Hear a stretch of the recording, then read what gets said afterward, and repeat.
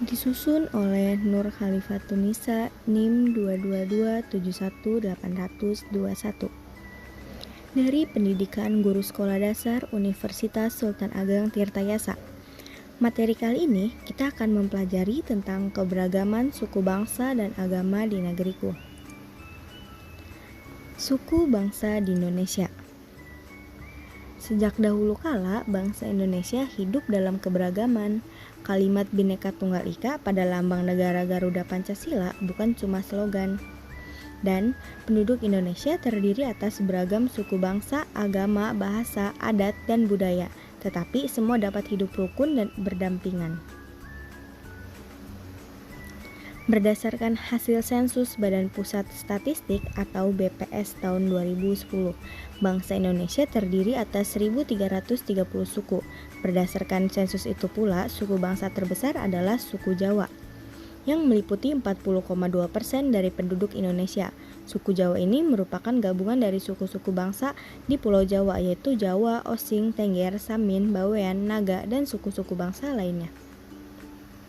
Berikut adalah suku bangsa yang ada di Indonesia, yaitu yang pertama ada suku Dani, berasal dari Papua, yang cukup dikenal hingga ke seluruh penjuru dunia. Keberadaan suku ini sudah banyak diketahui, bahkan diteliti oleh berbagai pihak dari dalam dan luar Indonesia. Yang kedua ada suku Nias. Masyarakat suku Nias hidup dalam lingkungan adat dan kebudayaan yang masih tinggi. Hukum adat Nias secara umum disebut Von Draco yang mengatur segala segi kehidupan mulai dari kelahiran sampai kematian.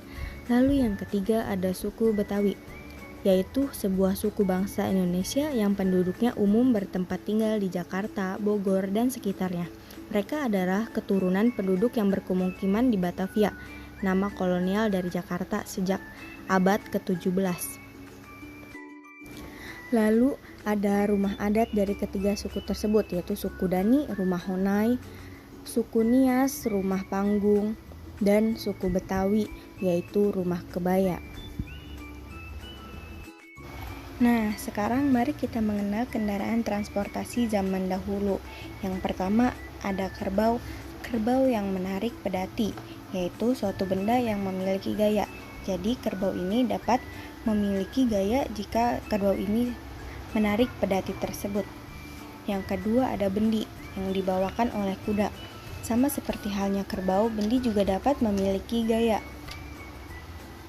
Perhatikan lagi gambar bendi dan pedati kerbau. Dapatkah kamu melihat persamaan dari kedua alat transportasi tradisional tersebut? Ada banyak persamaan, salah satunya adalah kedua alat transportasi tersebut menggunakan hewan yang sama-sama menarik beban berupa bendi atau pedati. Lalu ada pengaruh gaya terhadap suatu benda. Apa yang terjadi saat kuda menarik bendi? Saat kuda menarik bendi, maka bendi akan bergerak mengikuti arah kemana kaki kuda melangkah. Lalu, apa yang terjadi saat kerbau menarik pedati? Yang akan terjadi pada saat kerbau menarik pedati adalah pedati tersebut akan bergerak sesuai arah kerbau atau kuda melangkah. Hal ini sama seperti jika kita menarik atau mendorong suatu benda. Benda tersebut akan bergerak sesuai dengan yang kita arahkan. Nah, contohnya pada gambar ini, ada seorang pria yang sedang menarik dan mendorong benda. Benda itu adalah meja. Jika pria itu mendorong meja, maka meja tersebut akan maju ke depan. Dan sebaliknya, jika pria itu menarik, maka meja itu akan tertarik ke belakang atau mengikuti setiap tarikan dan dorongan tersebut.